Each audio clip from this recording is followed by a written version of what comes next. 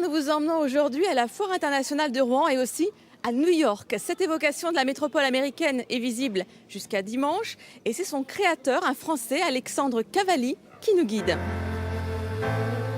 Alors nous sommes dans la salle dédiée à Ellis Island, cette petite île au large de Manhattan, qui a accueilli plus de 50 millions d'immigrants, certainement l'un des lieux les plus émouvants de la ville de New York. Et on le voit sur ces panneaux, donc ces gens qui débarquaient en Amérique pour un nouveau départ dans leur vie, pour ensuite rejoindre leur communauté. Alors les Italiens évidemment à Little Italy, les Chinois rejoignaient Chinatown et d'autres partaient, ma foi, vers l'ouest.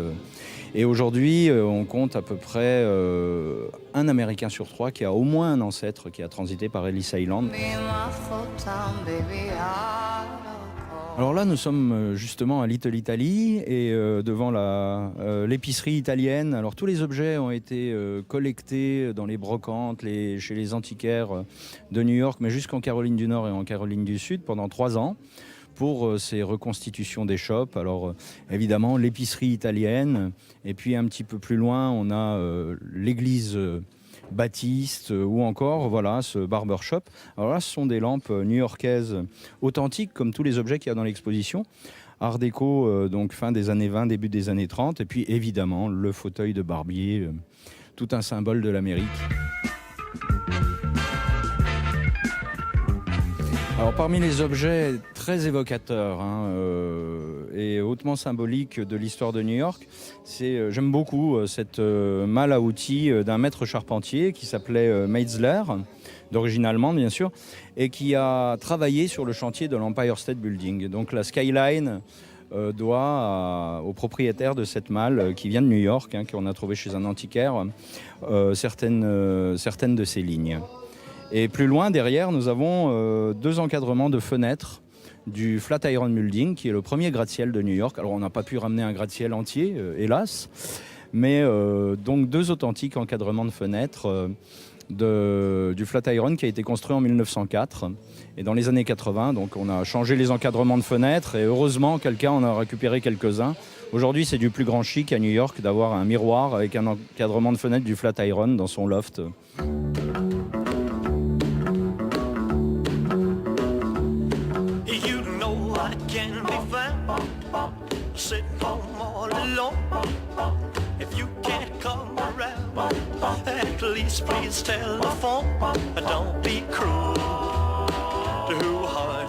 Alors parmi les merveilles, les raretés qu'il y a dans l'exposition, cette Chrysler New Yorker, on voulait absolument qu'elle figure dans l'exposition parce que c'est la seule voiture dans l'histoire de la construction automobile américaine qui ait porté le nom de New York.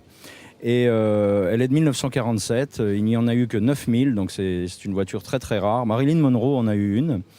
Et bon, c'est un objet aussi très emblématique de toute une époque, puisque ça a encore les formes des voitures des années 40, mais déjà ça annonce l'Amérique triomphante avec la belle américaine des années 50, tout en rondeur, tout en chrome.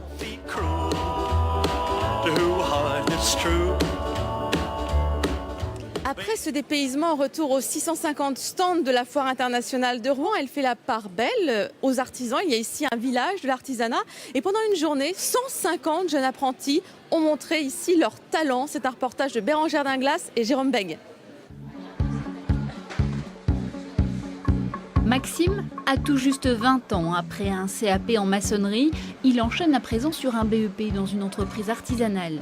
Une formation en apprentissage qui a séduit le jeune homme, bien décidé à poursuivre ses études. Au lieu de faire des stages tous les mois, on est en entreprise, on touche la matière, on travaille, on voit ce qui se passe vraiment en entreprise, on est payé.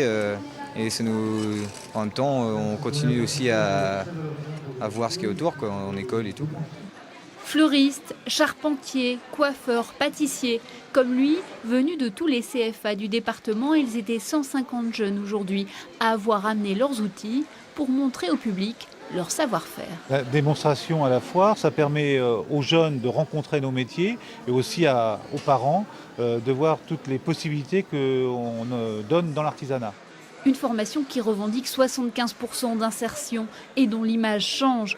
Parmi ceux qui mettent en valeur l'artisanat, Benoît Vatelier, passé par l'apprentissage dans sa boulangerie-pâtisserie, il est à présent à la tête de 20 salariés. On peut réussir dans tous ces métiers d'artisanat, quoi. Les artisans sont des artistes. Donc on peut créer, évoluer tous les jours et c'est très valorisant dans ces métiers. Si les métiers de l'alimentaire embauchent, d'autres secteurs comme la chaudronnerie ou la couverture sont également en tension.